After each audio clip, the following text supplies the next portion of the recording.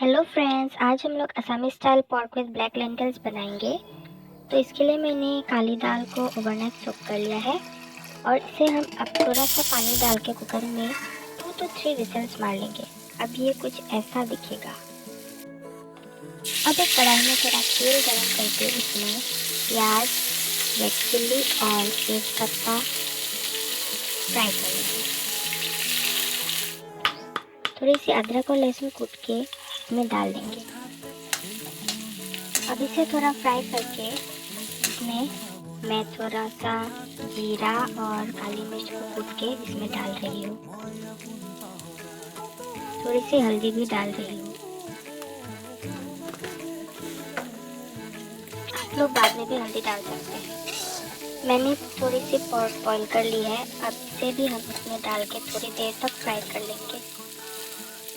आप लोग pork fresh भी डाल सकते हैं। मैंने थोड़ा बॉईल कर लिया ताकि ये जल्दी पक जाए।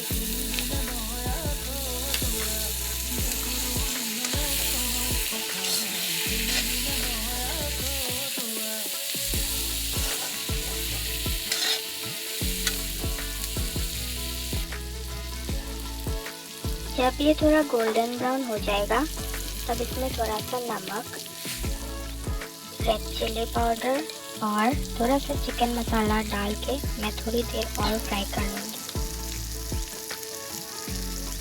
आप लोग चिकन मसाला स्किप भी कर सकते हैं।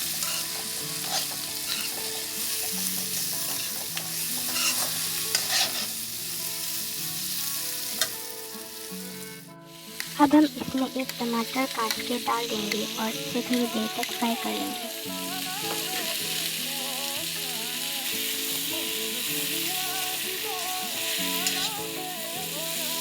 इसे तब तक फ्राई कर लीजिए जब तक ये टमाटर थोड़ा पक न जाए।